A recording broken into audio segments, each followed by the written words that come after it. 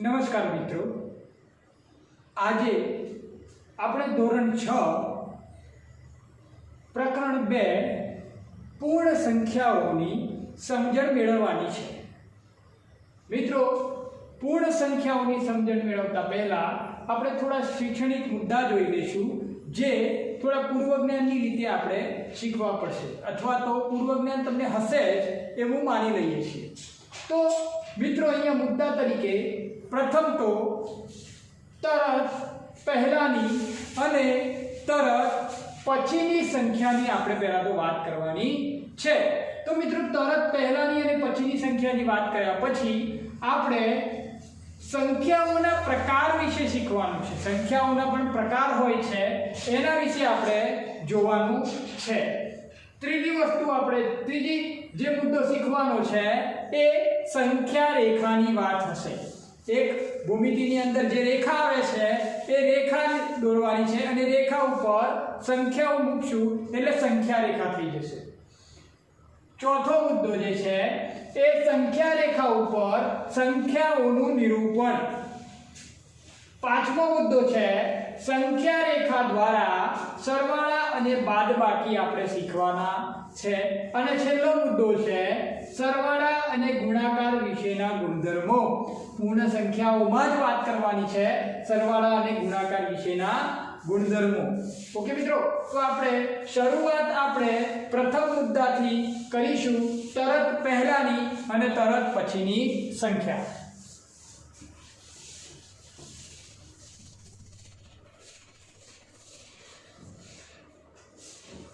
તો મિત્રો, તરત પહેલાની અને પછીની સંખ્યા, આપણે સંખ્યાઓ વિશે તો જાણીએ જ છીએ, આપણે સંખ્યાઓ આવડે જ છે, લાખ સુધી કરોડ સુધી આપણને બોલતા આવડે છે અને લખતા પણ આવડે છે। તો આપણે પહેલા તો તરત પહેલાની સંખ્યા જોઈશું। તરત પહેલાની સંખ્યા આપણે મિત્રો આગળના ધોરણોમાં આ રીતે ખાલી જગ્યા હોય તો 36 ની આગળ કઈ સંખ્યા આવે, 36 ની પહેલા કઈ સંખ્યા, તો આપણને સીધી ખબર પડી જાય કે 35। તો 35 ક્યાંથી આવે? આપણે જે નંબર છે તેમાંથી આપણે 35 36 એ રીતે બોલે, પણ અહીંયા શું શીખવાનું છે? આપણે મોટી સંખ્યા હોય તો આપણે કઈ રીતે એને શોધી શકીએ। તો નાની સંખ્યા છે એટલે તરત આપણે ખ્યાલ આવી જાય, પણ મોટી સંખ્યા હોય તો આપણે શું કરવું પડે? તો અહીંયા 36 માંથી આપણે એક બાદ કરીએ, 36 માંથી આપણે શું કરીએ? બાદ કરીએ, 6 માંથી 1 જાય એટલે 5 અને 3। તો મિત્રો, કોઈ પણ સંખ્યામાંથી આપણે એક બાદ કરીશું તો તરત પહેલાની સંખ્યા મળી જશે। 36 ની પહેલાની સંખ્યા આપણે 35 શોધી બતાવી। હવે મોટી સંખ્યાઓનું ઉદાહરણ આપણે લઈએ।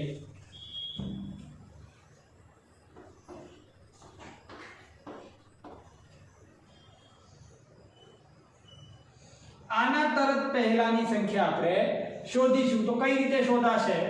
તો આ જે કિંમત છે એમાંથી આપણે શું કરીશું? અહીંયા શું કર્યું મિત્રો? એક બાદ કર્યા હતા, તો અહીંયા પણ આપણે એક બાદ કરીશું, ઓછા એક, અને એક ક્યાં બાદ કરશો? એકમના અંકમાં જ બાદ કરવાના, બીજી કોઈ સંખ્યા સાથે બાદ કરવાના નથી, એ ધ્યાનમાં રાખવાનું, એકમના અંક સાથે જ બાદ થશે। તો મિત્રો, 5 માંથી 1 જાય એટલે 4, અહીંયા તો કશું છે નહીં એટલે 4 9 0 0। તો આપણી જે સંખ્યા આવી, અહીંયા કઈ સંખ્યા હતી? 1,945,000, એમાંથી એક બાદ કર્યો તો શું આવ્યું મિત્રો? 1,09,44। આ બે મુદ્દા આપણે ઝડપથી સમજી લઈશું મિત્રો। તો તરત પહેલાની સંખ્યામાં શું કરવાનું હોય છે? તો એકમાંથી બાદ કરવાનો હોય છે। વિડિયો પોઝ કરીને તમે આ લખી શકો છો। ઓકે, હવે તરત પછીની સંખ્યાની વાત કરીએ। તરત પછીની સંખ્યા, તો તરત પછીની સંખ્યામાં શું કરશું? તો આપણે એક મોટી સંખ્યા લઈ લઈએ,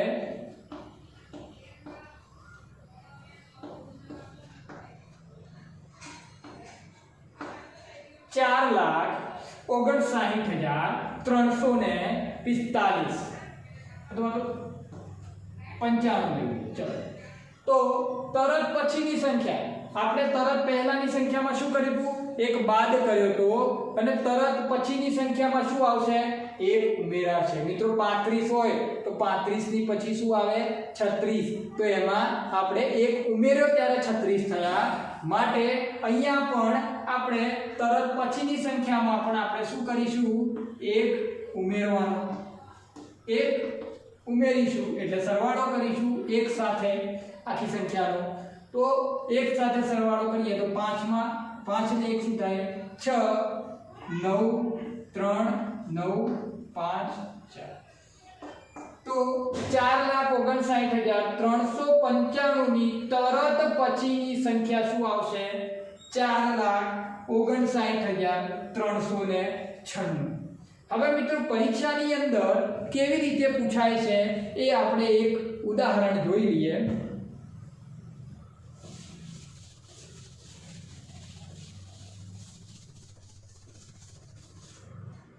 તો મિત્રો પરીક્ષાની અંદર અથવા તો એકમ કસોટીની અંદર એવી રીતે પૂછાય કે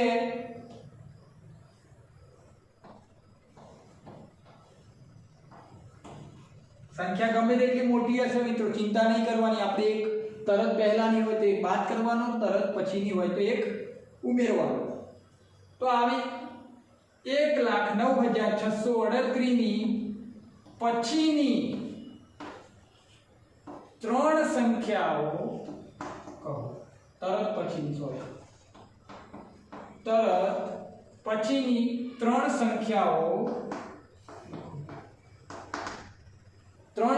કીધી છે. આપણે તો એક જ શોધી હતી મિત્રો. હવે ત્રણ સંખ્યાઓ કીધી છે તો શું કરીશું? તરત પછીની છે, પહેલાની હોય તો બાદ કરવાના, તરત પછીની હોય તો ઉમેરવાના. તો પ્રથમ સંખ્યા માટે આપણે એક ઉમેરીશું. તો 8 ને 1 9 3 6 9 બધી આવે તો બધી મૂકવાની મિત્રો. બરાબર. તો પ્રથમ સંખ્યા કઈ મળી? 1,09,639. હવે બીજી સંખ્યા શું કરીશું? પાછો એક ઉમેરીશું મિત્રો. ફરીથી એક ઉમેરીશું અહીંયા. તો 9 ને 1 શું થશે? 10. હવે 10 આયા એટલે શું આવશે? બધી ચડશે. 3 ને 1 4 6 9 0 1. તો બીજી સંખ્યા મિત્રો કઈ મળી? બીજી સંખ્યા આપણને મળી 1,09,640. હવે ત્રીજી સંખ્યા તો પાછો એક ઉમેરવાનો. જેટલી વખત જેટલી સંખ્યા શોધવાની હોય એટલી વખત ઉમેરી દેવાનું, અથવા તો તરત પહેલાની હોય તો બાદ કરી દેવાનું. તો અહીંયા પાછો એક ઉમેરીએ. 0 માં 1 ઉમેરાય તો એક જ રહે. 4 6 9 0. તો આપણી ત્રીજી સંખ્યા પણ મળી ગઈ છે.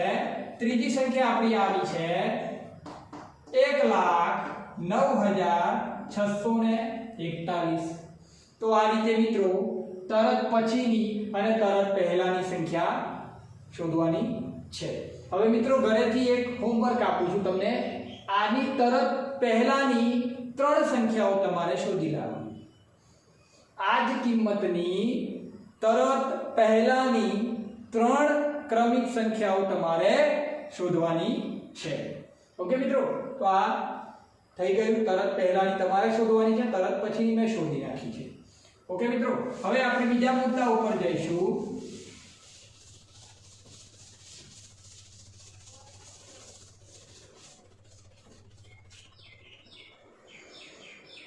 મિત્રો આપણો બીજો મુદ્દો એવો છે કે સંખ્યાઓના પ્રકાર.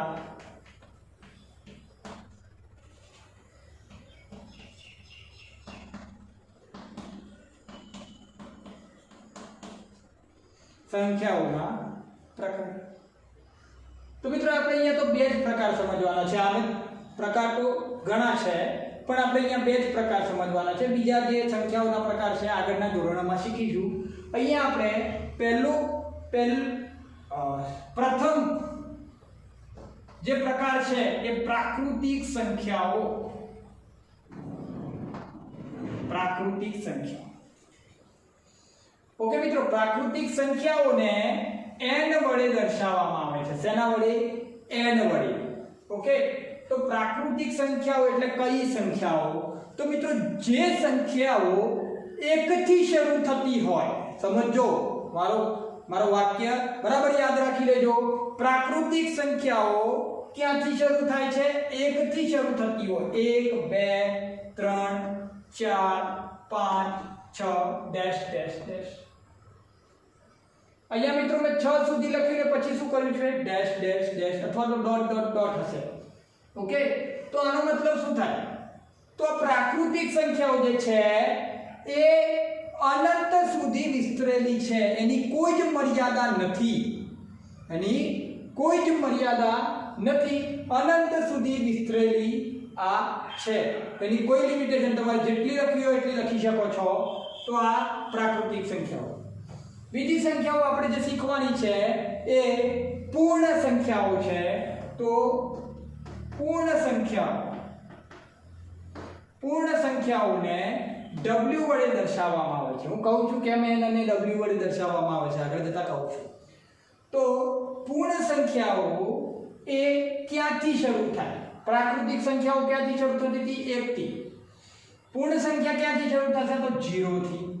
0 1 2 3 4 5 6. અને આ સંખ્યાઓ પણ ક્યાં સુધી વિસ્તરેલી છે? અનંત સુધી વિસ્તરેલી છે મિત્રો. તો એક પ્રાકૃતિક સંખ્યાઓ 1 થી શરૂ થાય, પૂર્ણ સંખ્યાઓ 0 થી શરૂ થાય. હવે પરીક્ષાની અંદર મિત્રો આને લઈને ઘણા પ્રશ્નો પૂછાય છે, પણ બાળકો ગુંચવાઈ જાય છે કે ભાઈ પ્રાકૃતિક સંખ્યાઓ એટલે કઈ સંખ્યાઓ, પૂર્ણ સંખ્યાઓ એટલે કઈ સંખ્યાઓ, એ રીતે ગુંચવાઈ જાય છે. તો મિત્રો ધ્યાન રાખવાનું, પરીક્ષાની અંદર કેવા પ્રશ્નો પૂછાય છે? તો મિત્રો એવો પ્રશ્ન એક આવે છે, ખાલી જગ્યા હોય, ખરા ખોટા હોય, કાં તો પ્રશ્ન સીધો હોય 1 માર્કની અંદર કે સૌથી નાની પ્રાકૃતિક સંખ્યા, સૌથી નાની પ્રાકૃતિક સંખ્યા કઈ છે? ક્યાં ખાલી જગ્યા છે, આવો પ્રશ્ન આવે છે. તો મિત્રો અહીંયા જુઓ, પ્રાકૃતિક સંખ્યા ક્યાંથી શરૂ થાય છે? 1 થી. તો સૌથી નાની પ્રાકૃતિક સંખ્યા શું હશે? 1. હવે મિત્રો બીજો એક પ્રશ્ન કરું છું તમને, સૌથી મોટી પ્રાકૃતિક સંખ્યા કઈ છે? તમને દેખાય છે અહીંયા 6 સુધી લખ્યું છે એટલે 6 હશે? નહીં મિત્રો, 6 નહીં. સંખ્યાઓ તો અનંત સુધી વિસ્તરેલી છે, જેટલી લખવી હોય એટલી લખી શકો છો. એટલે આની કોઈ મર્યાદા નથી. એટલે પ્રાકૃતિક મોટામાં મોટી પ્રાકૃતિક સંખ્યા હોતી નથી. કોઈ સંખ્યા નથી હોતી, એની લિમિટેશન જ નથી. ઓકે, તો સૌથી એવો પ્રશ્ન પૂછાતો નથી, સૌથી મોટી પ્રાકૃતિક સંખ્યા અને સૌથી મોટી પૂર્ણ સંખ્યા એવો પ્રશ્ન પૂછાતો નથી. પણ સૌથી નાની પ્રાકૃતિક સંખ્યા ખાલી જગ્યા છે તો 1.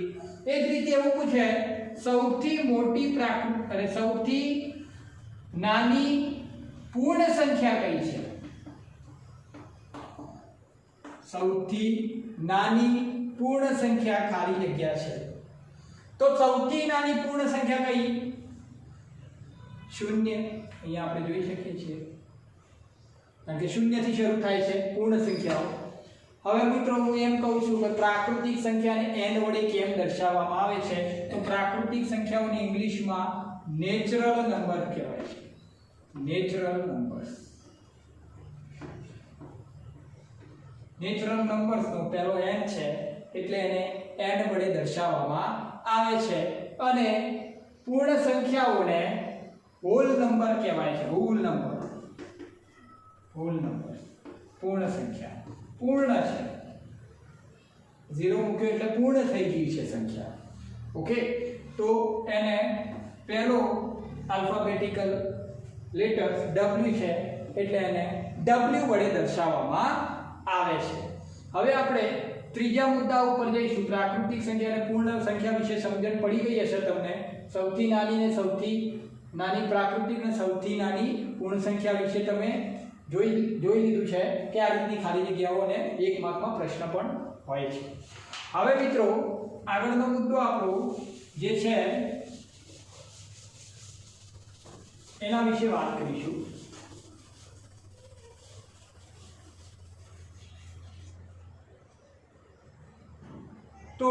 એના પછી આપણે સંખ્યા રેખા વિશે વાત કરવાની છે. સંખ્યા રેખા. તો સંખ્યા રેખા એટલે એવી એક રેખા કે જેના ઉપર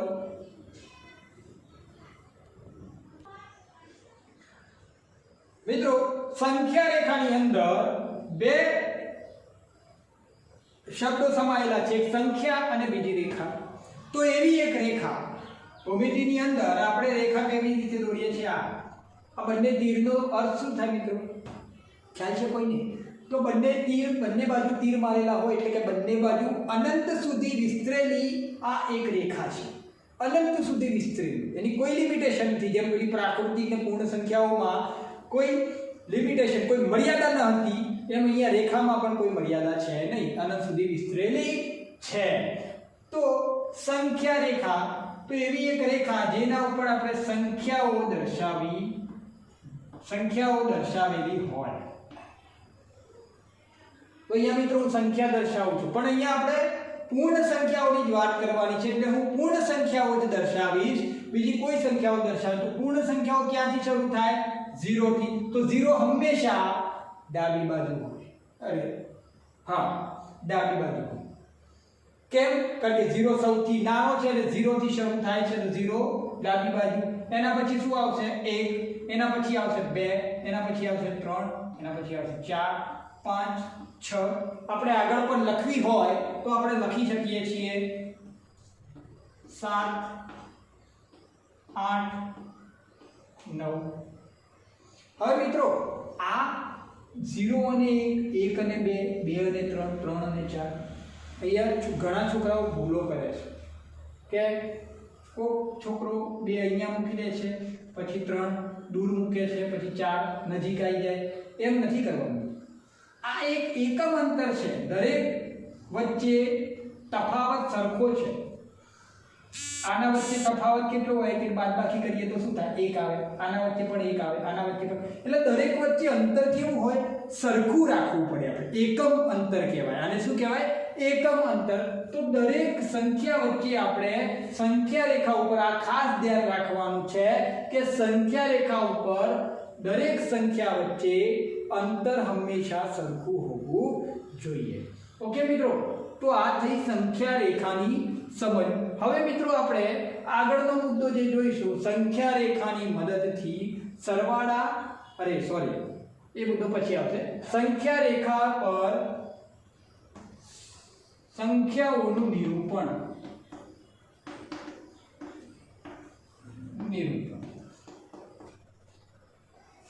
તો મિત્રો સંખ્યા રેખા ઉપર સંખ્યાઓનું નિરૂપણ કઈ રીતે કરશું એ જોઈએ. તો એક ઉદાહરણ લઈ લઈએ આપણે.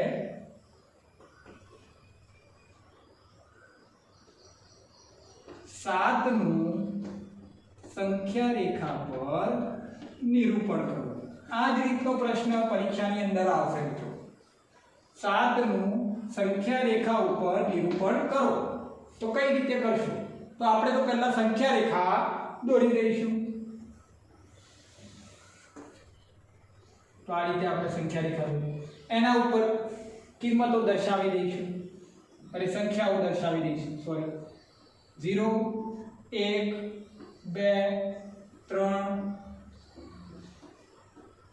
4, 5, 6, 7, 8. હવે આ સંખ્યા રેખા ઉપર કોનું નિરૂપણ કરવાનું છે મિત્રો? 7 નું નિરૂપણ કરવાનું છે. તો અહીંયા સંખ્યા રેખા ઉપર 7 ક્યાં છે? આવી રહે, આ છે. તો 7 ઉપર આપણે આ રીતે એક હાઇલાઇટ થાય એ રીતે એક વર્તુળ દોરી એના ઉપર અને એને દર્શાવીશું. આ રીતે દર્શાવવાના છે. ઓકે, એ જ રીતે ગમે તે સંખ્યા કીધી હોય, ધારો કે 12 નું સંખ્યા રેખા ઉપર નિરૂપણ કરો. 12 નું સંખ્યા રેખા ઉપર નિરૂપણ કરો. તો શું કરશું? સંખ્યા રેખા દોરીએ આપણે. 0, 1, 2, 3, 4, 5, 7 8 9 10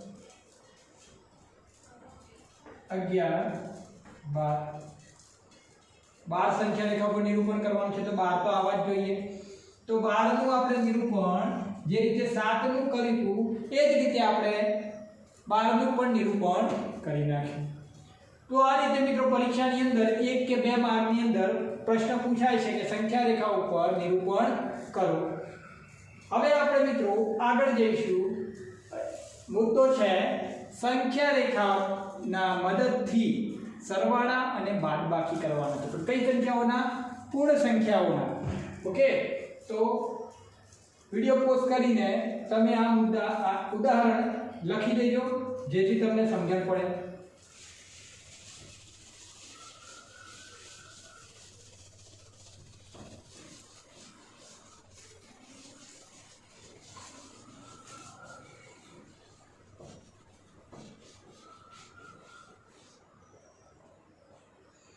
प्रश्न एवो पूछाय छे परीक्षानी अंदर के संख्या रेखानो उपयोग करी संख्या रेखानो उपयोग करी सरवाळा करो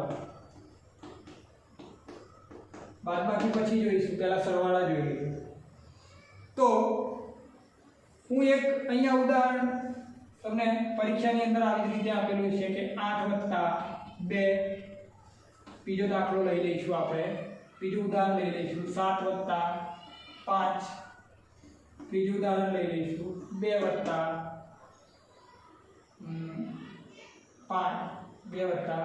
5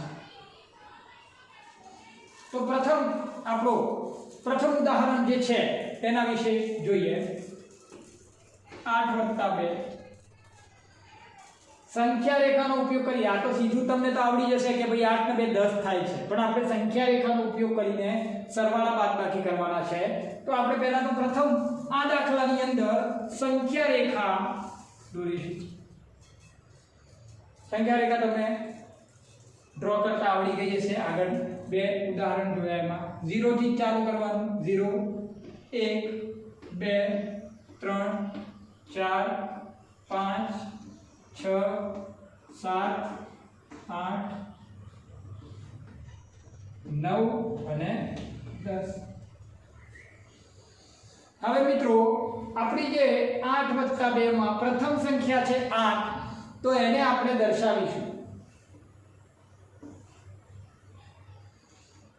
હવે શું કરવાનું બીજી જે સંખ્યા છે એટલા એકમ આપણે ખસવાનું છે कई बाजू खसवानी હવે મિત્રો એક વસ્તુ એક વાત ધ્યાનમાં રાખવાની કે જો સરવાળો કરવાનો હોય તો હંમેશા સંખ્યા રેખા ઉપર જમણી બાજુ ખસવાનું કઈ બાજુ ખસવાનું જમણી બાજુ બાદબાકી કરવાની હોય તો ડાબી બાજુ ખસવાનું અહીંયા શું કરવાનું છે આપણે ઉમેરવાના છે સરવાળો કરવાનો છે તો આપણે કઈ બાજુ ખસીશું જમણી બાજુ ખસીશું કેટલું ખસવાનું તો બીજી જે સંખ્યા છે એટલા એકમ ખસવાનું મેં તમને કીધું તું 1 એકમ 2 એકમ 3 એકમ 4 એકમ તો આપણે 2 એકમ ખસીશું તો 8 થી 2 એકમ ખસવાનું ક્યાંથી ખસવાનું 8 થી તો આ 1 એકમ ખસ્યા તો કેટલા આવ્યા 9 આવ્યા બીજો એકમ ખસ્યા તો કેટલા આવ્યા 10 તો આપણો જવાબ શું આવે મિત્રો 8 + 2 બરાબર 10 થાય તો આ રીતે મિત્રો સરવાળો કરવાનો હોય તો આપણે એટલા એકમ જમણી બાજુ ખસવાનું છે કેટલા એકમ તો બીજી જે સંખ્યા હોય એટલા એકમ અહીંયા બીજી સંખ્યા કઈ હતી 2 ક્યાંથી ખસવાનું તો પહેલી સંખ્યા પરથી બીજો દાખલો જોઈ લઈએ આપણે 7 + 5 ફરીથી સંખ્યા રેખા આપણે જોઈએ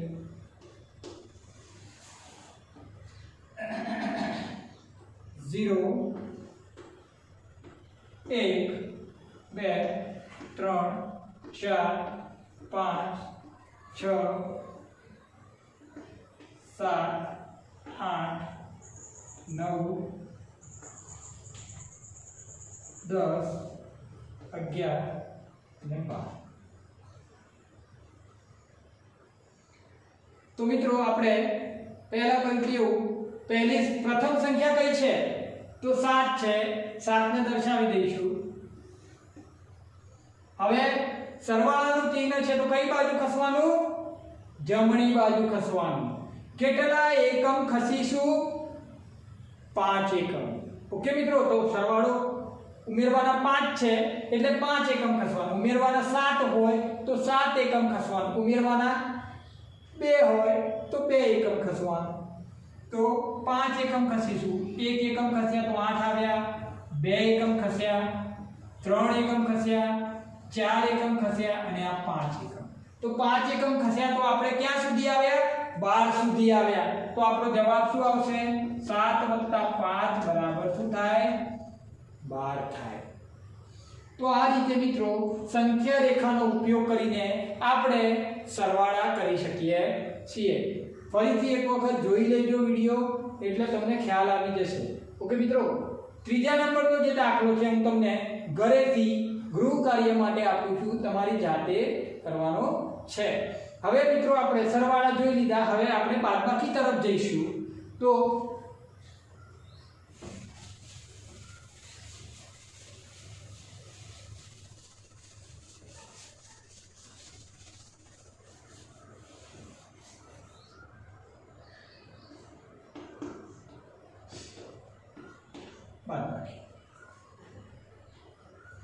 તો સંખ્યા રેખાનો ઉપયોગ કરીને આપણે બાદબાકી કરીએ. 3 ઉદાહરણ લઈ લઈએ. એક લઈએ આપણે 7 - 2, બીજી લઈ લઈએ 9 - 4 અને ત્રીજું તમને હોમવર્કમાં આપીશ. ત્રીજા નંબરનું જે છે એ છે 12 - 5. તો મિત્રો પ્રથમ આપણે ઉદાહરણ જોઈ લઈએ. 7 - 2.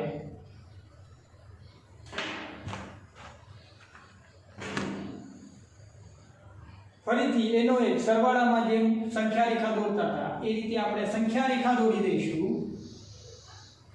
એના ઉપર સંખ્યાઓ દર્શાવી દઈશું. 0 1 2 3 4 5 6 7 8 9.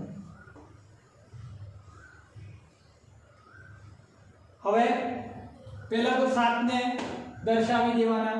પ્રથમ સંખ્યા 7 છે.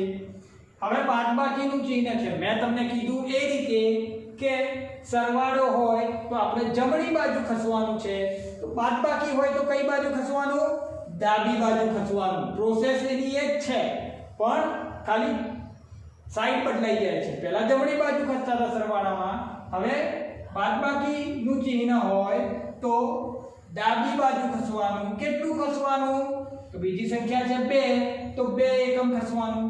1 એકમ 2 એકમ. તો આપણો જવાબ શું આવે મિત્રો 5 ઉપર આવ્યા. તો આપણો જવાબ 7 - 2 બરાબર શું થશે 5 થશે. બીજું ઉદાહરણ જોઈ લઈએ મિત્રો. તો 9 - 4 સંખ્યા રેખા દોરો. એના ઉપર સંખ્યાઓ દર્શાવી દો. 0 1 2 3 4 5 6 7 8 અને 9. પહેલી સંખ્યા છે એને દર્શાવી દઈએ 9. હવે મિત્રો બાદબાકીનું ચિહ્ન છે એટલે કઈ બાજુ ખસવાનું ડાબી બાજુ. કેટલા એકમ તો 4 એકમ, કારણ કે 4 બાદ કરવાના છે. જેટલા બાદ કરવાના હોય એટલા એકમ ખસવાનું. તો 1 એકમ 2 એકમ 3 એકમ અને આ 4. તો આપણો જવાબ ફરીથી શું આવ્યો 5 આવ્યો. એટલે કે 9 - 4 બરાબર શું થશે 5 થશે. મિત્રો આ રીતે સંખ્યા રેખાનો ઉપયોગ કરીને બાદબાકી કરો. સીધી બાદબાકી તો તમને આવડે કે ભાઈ 7 માંથી 2 જાય તો 5 રહે, બરાબર. અને બાદબાકી આ રીતે આપણે કરીએ છીએ. એટલા એકમ જમણી કે ડાબી બાજુ ખસવાનું હોય છે સરવાળા અને બાદબાકીની અંદર. હવે મિત્રો આપણે આગળનો મુદ્દો જોઈશું. આ ત્રીજા નંબરનો દાખલો ઘરેથી ગણવાનો છે. ઓકે મિત્રો, હવે આગળનો મુદ્દો આપણે જોવાનો છે એ થોડા સરવાળા અને ગુણાકાર વિશેના નિયમો છે.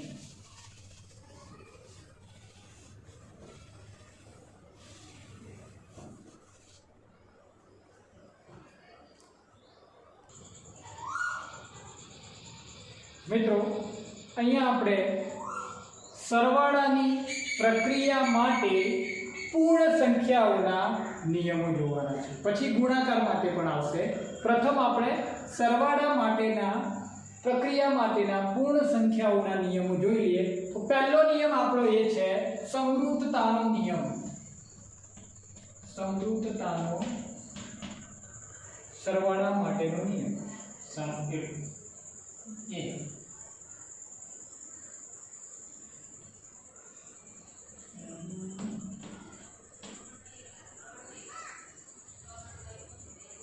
તો સમરૂપતાનો નિયમ એટલે આપણે સરવાળાની પ્રક્રિયા કરવાની છે, પણ કયા પૂર્ણ સંખ્યાઓ લેવાની છે.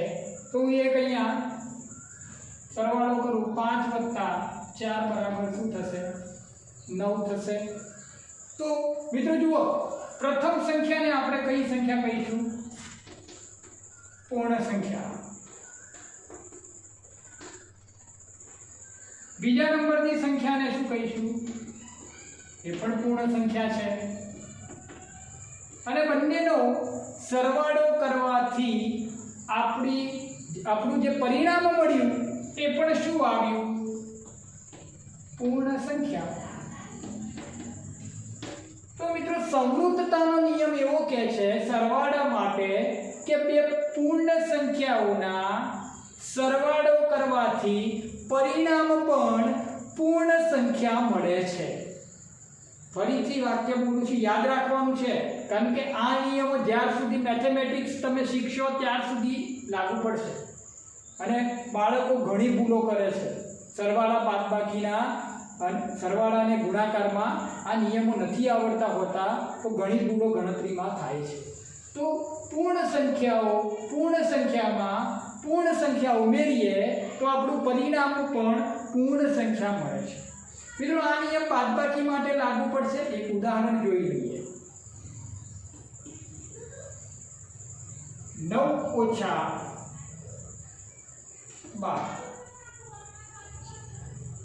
હવે આ તો સરવાળા માટે તો આપણે જોઈ લીધું. હવે 9 - 12. તો મિત્રો 9 માંથી 12 જાય? ના જાય. તો આનો જવાબ આગળના ધોરણમાં તમે શીખશો પૂર્ણાંક સંખ્યાઓ, એમાં આનો જવાબ -3 આવશે. એ તમે આગળ જતા શીખશો. આ ખાલી ઉદાહરણ સમજવા માટે લીધું છે કે સમરૂપતાનો નિયમ સરવાળા માટે લાગુ પડે છે, બાદબાકી માટે કેમ લાગુ નથી પડતો એ શીખવાડવાની પ્રયત્ન કરું છું તમને. તો 9 જે છે એ શું છે? પૂર્ણ સંખ્યા. 12 જે છે એ શું છે? પૂર્ણ સંખ્યા. પણ જે પરિણામ મળ્યું એને આપણે શું કહેવાય? પૂર્ણાંક સંખ્યા. અને પૂર્ણાંક સંખ્યા કહીશું. એ 7મા ધોરણની અંદર આવશે. તમારે એના સરવાળા બાદબાકી પણ આવશે. ઓકે મિત્રો, તો બાદબાકીમાં આ નિયમ કેમ લાગુ નથી પડતો? તો 9 - 12 કરીએ, 12 - 9 કરીએ તો મળી જશે. પણ 9 - 12 હોય તો પૂર્ણ સંખ્યાઓમાં પૂર્ણ સંખ્યા બાદ કરવાથી પૂર્ણાંક સંખ્યા મળે છે. બંને મળશે, પૂર્ણ પણ મળે અને પૂર્ણાંક પણ મળે. એટલે સમરૂપતાનો નિયમ બાદબાકી માટે લાગુ પડતો નથી, માત્ર ને માત્ર સરવાળા માટે લાગુ પડે છે. હવે મિત્રો સમરૂપતાનો નિયમ આપણે જોઈ લીધો. હવે બીજો નિયમ છે ક્રમનો નિયમ.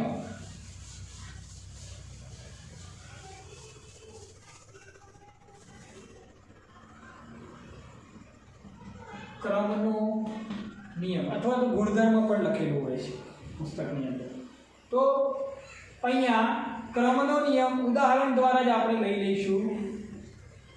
3 + 2 હવે હું શું કરું છું, આ સંખ્યાઓના ક્રમ બદલી કાઢું છું. ક્રમ બદલી કાઢું છું એટલે કે 2 જે છે એ પાછળ છે એને હું આગળ લઈ લઉં છું અને 3 જે છે એને દ્વિતીય સ્થાને મૂકું છું. શું કર્યું, 3 + 2 હતા, અહીંયા મેં 2 + 3 કર્યા એટલે મેં શું કર્યું, સંખ્યાઓનો ક્રમ બદલી કાઢ્યો. શું કર્યું, સંખ્યાઓનો ક્રમ બદલી કાઢ્યો. ઓકે મિત્રો, તો સંખ્યાઓનો ક્રમ બદલ્યો તો મારા પરિણામ કેવા આવે છે એ હું જોઉં. 3 + 2 એટલે કેટલા થશે, 5. 2 + 3 એટલે કેટલા થાય, એ પણ શું થશે, 5. પરિણામ કેવા મળ્યા મિત્રો, બંનેના સરખા મળે. જો પરિણામ સરખા મળે તો જ આ નિયમ આના માટે સાબિત થાય છે, સરવાળામાં. ઓકે મિત્રો, તો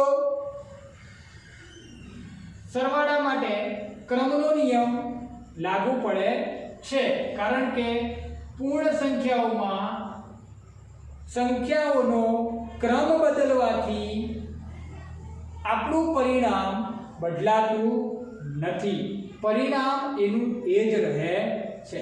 એ મિત્રો બાદબાકી માટે જોઈ લઈએ લાગુ પડે છે કે નહીં. તો 3 + 2 અને 3 - 2 આ જ લઈ લઈએ ઉદાહરણ, અને 3 2 - 3 ક્રમ બદલ્યો. શું કર્યું, ક્રમ બદલી કાઢ્યો. 3 આગળ હતા, પાછળ લઈ ગયો, અને 2 પાછળ હતા એ આગળ. હવે આનો જવાબ શું આવશે, 3 - 2 એટલે 1. પણ 2 માંથી 3 જાય ના જાય તો એનો જવાબ આવે ઓછો. જવાબ સરખા આવ્યા, આ 1 છે અને આ -1 છે, તો બંને સરખા જવાબ આવ્યા નહીં.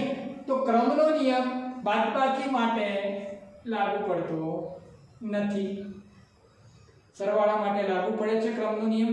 ક્રમ બદલવાથી આપણા પરિણામમાં કોઈ જ ફેર પડતો નથી, એનું એ જ પરિણામ મળે છે. તો આ મિત્રો ક્રમનો નિયમ. પરીક્ષાની અંદર આના દાખલા આવે છે, તમને જોડકા પણ પૂછાય છે અને દરેક ગુણધર્મના જોડકા પૂછાય છે, તમારે જોડવાના હોય છે, અથવા તો કયો નિયમ કયો ગુણધર્મ લાગુ પડે છે એક ઉદાહરણ આપીને લખ્યું હોય છે. તો એ તમારે લખવાનું હોય છે કે આ ગુણધર્મ લાગુ પડે છે, ક્રમનો નિયમ લાગુ પડે છે, સમરૂપતાનો નિયમ લાગુ પડે છે, એ લખવાનું હોય છે. ઓકે મિત્રો, એટલે ધ્યાનથી આ નિયમો તમે સમજી લેજો. હવે આપણે ત્રીજા નિયમ પર જઈશું, જૂથનો નિયમ.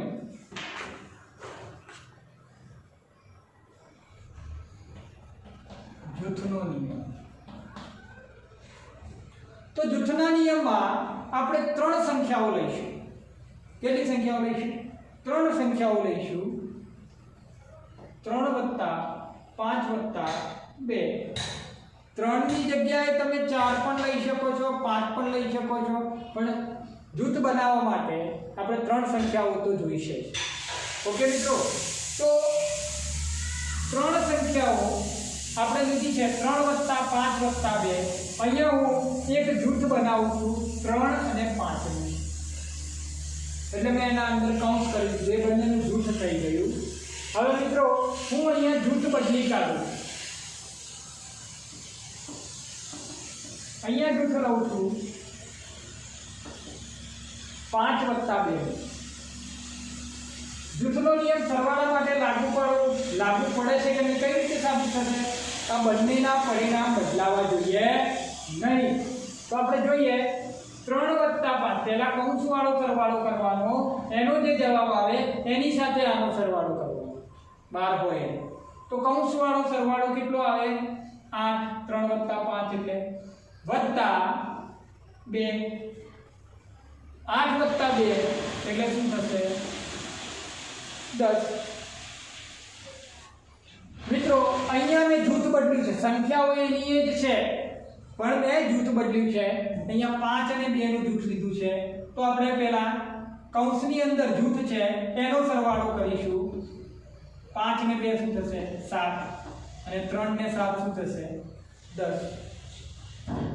તો આ રીતે મિત્રો જૂથ બદલવાથી પણ સરવાળાના પરિણામમાં કોઈ ફેર પડતો નથી. માટે મિત્રો જૂથનો નિયમ પણ સરવાળા માટે લાગુ પડે છે. પરીક્ષાની અંદર તમને એવો ઉદાહરણ આપેલું હોય છે કે 5 + 8 + 7 બરાબર 8 + 5 + 7 અને એવું પૂછે છે કે આ કયો નિયમ લાગુ પડે છે અથવા તો કયો ગુણધર્મ લાગુ પડે છે, તો તમારે અહીંયા લખવું પડે કે સરવાળા માટે નો જૂથનો નિયમ. આ રીતે પ્રશ્ન પૂછાય છે. ક્રમમાં પણ આ જ રીતે પૂછાશે. ક્રમ બદલેલા હશે, બંને વચ્ચે બરાબર આપેલું હશે અને પૂછ્યું હશે કયો નિયમ લાગુ પડે છે. તો આ રીતે સરવાળા માટે જૂથનો નિયમ અહીંયા લાગુ પડે છે, એ રીતે તમારે લખવું પડે. હવે મિત્રો આગળનો એક નિયમ જોઈએ, જૂથનો નિયમ.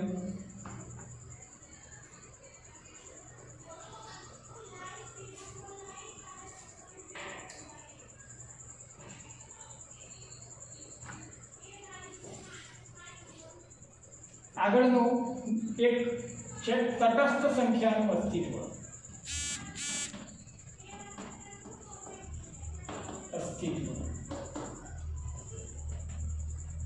તટસ્થ સંખ્યા સરવાળા માટેની તટસ્થ સંખ્યા કઈ એ સમજવું હોય તો તટસ્થ સંખ્યા એટલે શું, તો હું અહીંયા લખું છું કોઈ સંખ્યાને તટસ્થ સંખ્યા સાથે ઉમેરવાથી પરિણામ કયું મળશે, તો જે સંખ્યા ઉમેરી છે એ મળશે.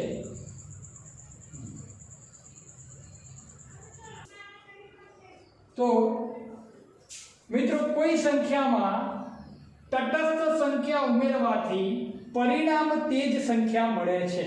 હવે હું એક ખાલી જગ્યા લખું છું. મારે પરિણામ જોઈએ છે 5. પરિણામ પણ શું જોઈએ છે 5. અહીંયા મેં લખ્યું કોઈ સંખ્યામાં મારે પરિણામ પણ એની જ સંખ્યા જોઈએ છે. તો 5 માં હું એવી કઈ સંખ્યા ઉમેરીશ કે મને પરિણામ પણ 5 મળશે, તો શું આવશે 0. 5 નો સરવાળો 0 સાથે કરીએ અથવા તો 0 ઉમેરીએ તો મારું પરિણામ પણ શું આવે છે 5 આવે છે. મિત્રો આ રીતે સરવાળા માટે તટસ્થ સંખ્યા ખાલી જગ્યા છે એવો પ્રશ્ન પરીક્ષાની અંદર પૂછાય છે. સરવાળા માટે તટસ્થ સંખ્યા ખાલી જગ્યા છે, અથવા તો આવું પણ પૂછાય છે ખાલી જગ્યા આપેલી હોય અને તમને પરિણામ આપેલું હોય તો અહીંયા શું મૂકશો 0. તો તટસ્થ સંખ્યા માટે સરવાળા માટે તટસ્થ સંખ્યા શું હોય 0 છે, કારણ કે 0 ઉમેરવાથી જ આપણને એની એ સંખ્યા મળે છે. બીજું જોઈ લઈએ 7 + ખાલી જગ્યા બરાબર 7. તો શું આવશે મિત્રો 7 માં 0 ઉમેરીશું તો આપણું પરિણામ શું મળશે 7 મળશે. તો આ સરવાળા માટેની તટસ્થ સંખ્યા, સરવાળા માટેની હો મિત્રો, આગળ ગુણાકાર માટે પણ આવશે પણ જુદી આવશે સંખ્યા. તો સરવાળા માટે તટસ્થ સંખ્યા આપણે 0 થાય છે. ઓકે, હવે આ જ નિયમો, જેટલા નિયમો આપણે સરવાળા માટે શીખ્યા એ જ નિયમો આપણે હવે ગુણાકાર માટે જોવાના છે. એનું એ જ પેટર્ન છે, ખાલી સરવાળાની જગ્યાએ શું આવશે ગુણાકાર આવશે. એટલે મિત્રો આપણે ફરીથી એ નિયમોને જોઈશું ગુણાકાર માટે.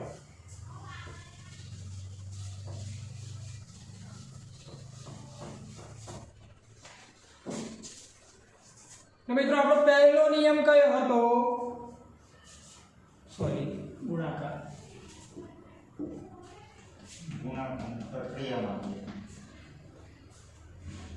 પહેલો નિયમ આપણો હતો સમૃદ્ધતાનો નિયમ.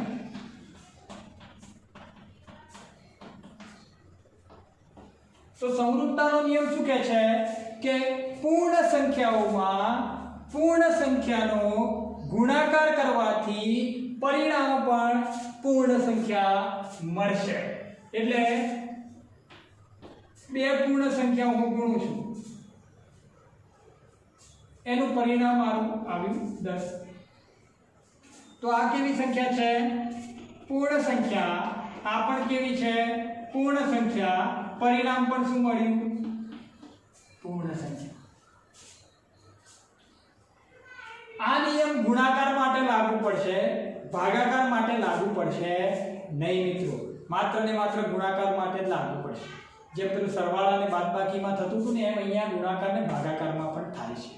તો પૂર્ણ સંખ્યાઓમાં પૂર્ણ સંખ્યા ગુણવાથી પરિણામ પણ પૂર્ણ સંખ્યા મળે છે. આ આપણો એક સમૃદ્ધતાનો નિયમ થયો. બીજો નિયમ શું હતો મિત્રો? ક્રમનો નિયમ. તો અહીંયા હું ક્રમ બદલી કાઢું છું. 3 ગુણ્યા 8 ક્રમ બદલી નાખો. 8 ને આગળ લાવી દો અને 3 ને પાછળ. પરિણામ સરખું મળવું જોઈએ મિત્રો. સમાધાન ક્યારે થશે? આ નિયમનું આ નિયમનું ક્રમના નિયમનું તો પરિણામ સરખું આવવું જોઈએ. તો 3 × 24 અને 8 3 પણ શું થાય? 24. તો આપણે પરિણામ કેવા મળ્યા? સરખા મળ્યા. તો પૂર્ણ સંખ્યાઓનો ક્રમ બદલવાથી, ક્રમ ઉલટફેર કરવાથી પણ પરિણામ બદલાતું નથી. માટે આ ક્રમનો નિયમ પણ ગુણાકાર માટે જળવાય છે મિત્રો. ઓકે, પરીક્ષાની અંદર આ જ રીતના દાખલા છે. જેમ મેં અહીંયા ઉદાહરણ એક બતાવ્યું હતું ને એ જ રીતના કે ભાઈ 8 ગુણ્યા 5 બરાબર 5 ગુણ્યા 8 છે. તો તમારે સમજવું પડશે આ કયા ગુણધર્મમાં આવે છે. અહીંયા શું એવું કર્યું છે? બદલ્યું છે બરાબરની આ બાજુ અને બરાબરની આ બાજુ. તો બરાબરની આ બાજુ 8 ગુણ્યા 5 છે, બરાબરની આ બાજુ 5 ગુણ્યા 8 છે. તો કયો નિયમ, કયો ગુણધર્મ લાગુ પડશે? અને શું છે વચ્ચે? ગુણાકાર છે. સરવાળો હોય તો સરવાળો લખવું પડે, ગુણાકાર છે એટલે ગુણાકાર માટેનો ક્રમનો નિયમ. આવો તમારો જવાબ આવે. આવો તમારે જવાબ પરીક્ષાની અંદર લખવો પડે. કયો ગુણધર્મ લાગુ પડે છે એવું પૂછશે. ઓકે મિત્રો, તો અહીંયા ક્રમ બદલ્યા છે બરાબરની આ બાજુ અને આ બાજુ એટલે ગુણાકાર માટે ક્રમનો નિયમ એવો તમારો જવાબ આવશે. તો ક્રમનો નિયમ જોઈ લીધો. આગળ જોઈશું આપણે ત્રીજા નંબરનો નિયમ કયો હતો? જૂથનો નિયમ. તો જૂથનો નિયમ આપણે જોઈશું. જૂથનો નિયમ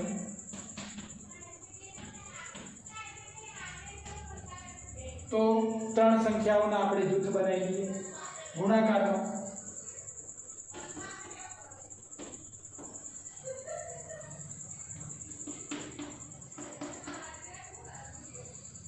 તો અહીંયા હું 8 અને 2 ના જૂથ બનાવું છું.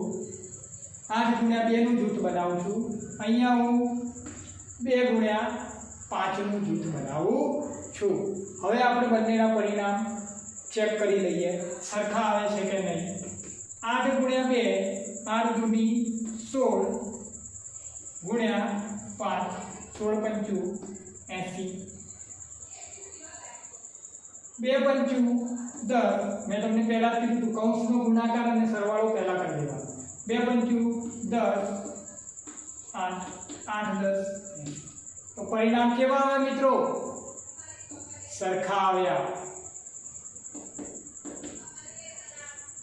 તો બંને પરિણામ સરખા આવવાથી ગુણાકાર માટે પણ જૂથનો નિયમ લાગુ પડે છે મિત્રો. આ રીતે આપણે દરેક નિયમને સમજીને આપણે પરીક્ષાની અંદર ભૂલ ના પડે એ રીતે જોડકાઓ અથવા તો પ્રશ્નો સોલ્વ કરવાના હોય છે મિત્રો. આગળ આપણે હવે એક બીજો નિયમ જોવાનો છે, વિભાજનનો નિયમ. એ બે રીતે આવશે. વિભાજનનો નિયમ બે રીતે આવશે એ આપણે જોઈએ છીએ. સોરી મિત્રો, એક હજી રહી ગયું આપણું તટસ્થ સંખ્યાનું અસ્તિત્વ. ભૂલ છે. તો તટસ્થ સંખ્યાનું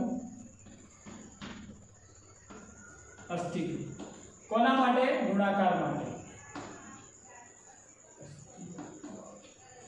સંખ્યાનું તટસ્થ સંખ્યા. તો તટસ્થ સંખ્યા એટલે આપણે આગળ જોયું કે સરવાળામાં શું હતું, સરવાળો કરતા હતા અને પરિણામ પણ તે જ સંખ્યા મળતી હતી. ગુણાકારમાં પણ એવું છે કે 8માં એવી કઈ સંખ્યા ગુણું તો મારો જવાબ 8 આવશે. મિત્રો 0 નહીં આવે, અહીંયા 0 આવશે તો પરિણામ શું થઈ જશે, 0. અહીંયા 0 નહીં આવે. 8માં હું કઈ સંખ્યા ગુણું તો મારો પરિણામ પણ 8 આવે, મારો જવાબ પણ 8 આવે. તો હું 8માં 1 ગુણીશ, 8 એકા 8. તો 8માં 1 ગુણીશ તો મારું પરિણામ પણ 8 આવશે. તો ગુણાકાર માટે તટસ્થ સંખ્યા કઈ થશે, તટસ્થ સંખ્યા ખાલી જગ્યા છે એવો જ પ્રશ્ન પૂછાય છે. હું સીધું તમને પરીક્ષાની અંદર જે પ્રશ્ન પૂછાય છે એ જ રીતે તમને શીખવાડીશ એટલે યાદ રહી જશે. ગુણાકાર માટે તટસ્થ સંખ્યા કઈ, 1. અથવા તો આ રીતે પણ પ્રશ્ન પૂછ્યો હોય કે ભાઈ 12 ગુણ્યા ખાલી જગ્યા બરાબર 12. ખાલી જગ્યા આગળ પણ હોય મિત્રો, આવી રીતે પણ હોય, ખાલી જગ્યા ગુણ્યા 12 બરાબર 12. આગળ હોય કે પાછળ હોય, પરિણામ એનું એ જ આવતું હોય તો આપણો જવાબ શું હોય, તટસ્થ સંખ્યા. 12 ગુણ્યા 1 એટલે 12, 1 ગુણ્યા 12 એટલે પણ શું થશે, 12 થશે.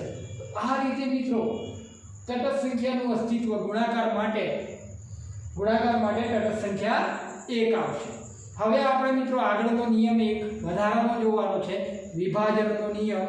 વિભાજનના નિયમમાં સરવાળો અને ગુણાકાર બંને હશે. એક જ નિયમની અંદર બંને હશે, સરવાળો અને ગુણાકાર. તો એ આપણે જોઈ લઈએ. હવે આપણો મિત્રો છેલ્લો નિયમ જે છે વિભાજનનો નિયમ, જેની અંદર ગુણાકાર અને સરવાળા બંને આવશે. તો આપણો નિયમનું નામ શું છે, ગુણાકારનું સરવાળા ઉપર વિભાજન. બદલાઈ ના જાય, સરવાળાનું ગુણાકાર ઉપર ના થઈ જાય એવો નિયમ આવતો નથી. ગુણાકારનું સરવાળા ઉપર વિભાજન. તો એક ઉદાહરણ જોઈ લઈએ આપણે. 3 ગુણ્યા 5 વત્તા 7. હવે અહીંયા જુઓ ગુણાકાર પણ છે અને સરવાળો પણ છે. તો આનું વિભાજન કઈ રીતે થશે મિત્રો, તો 3 નો ગુણાકાર આ કૌંસ જોડે કરવાનો છે. તો એને છૂટું કઈ રીતે પાડશું, તો પહેલા 3 નો ગુણાકાર 5 જોડે કરીશું એટલે 3 ગુણ્યા 5 થશે. આ પહેલો કૌંસ બની ગયો. હવે બીજો 3 નો ગુણાકાર કોની જોડે કરીશું, 7 જોડે. નિયમ સમજજો મિત્રો, પહેલો 3 નો ગુણાકાર 5 જોડે એટલે 3 ગુણ્યા 5 થયા. વચ્ચે સરવાળાનું ચિહ્ન અને 3 નો ગુણાકાર પછી 7 જોડે થશે. તો આ નિયમ છે, આપણે વિભાજન કર્યું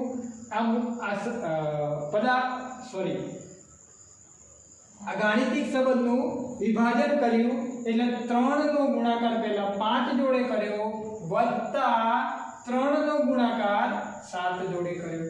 તો જોઈએ 3 પંચું 15 વત્તા 3 સત્તું 21. તો જવાબ કેટલો આવે, 5 ને 1 6 અને 3 36. આ બાજુ જોઈ લઈએ પરિણામ એવું આવે છે કે નહીં. તો પહેલા મેં તમને કીધું કૌંસ વાળું પહેલા કરવાનું. 5 ને 7 7 ને 5 12 ને 12 ગુણ્યા 3 કેટલા થશે, 36. તો મિત્રો જુઓ પરિણામ કેવા આવ્યા, સરખા આવ્યા. બરાબર. તો મિત્રો વિભાજન કઈ રીતે થાય છે, પરીક્ષાની અંદર તમને આ જ રીતે લખેલું આપેલું હશે અને તમને કીધું હશે કયો ગુણધર્મ લાગુ પડે છે. તો તમને સીધું ખબર પડી જાય, સરવાળો અને ગુણાકાર બંને હોય એટલે ગુણાકારનું સરવાળા પર વિભાજનનો નિયમ લાગુ પડે છે. મિત્રો આ રીતે આપણે છેલ્લો મુદ્દો જે વિભાજનનો નિયમ છે એ આપણે જોયો. નવા ટોપિક સાથે હવે નવા લેક્ચરમાં મળીશું. આ પાર્ટ 1 છે. પાર્ટ 2 માં આપણે આગળના મુદ્દા જોઈશું, ગુણાકાર. આ નિયમોને લઈને સરવાળા અને ગુણાકાર કરવાના છે. તો મિત્રો વિડીયો ગમે હોય લાઈક કરજો, શેર કરજો અને સબસ્ક્રાઇબ બટન દબાવવાનું ભૂલતા નહીં અને બેલ આઇકન પણ દબાવજો, જેથી હું નવા વિડીયો અપલોડ કરું તો તમને એની નોટિફિકેશન તમારા મોબાઈલ ઉપર મળી જાય. ઓકે મિત્રો, તો આજના લેક્ચરમાં આટલું જ. હવે નવા લેક્ચરમાં નવા ટોપિક સાથે મળીશું. મિત્રો આવજો.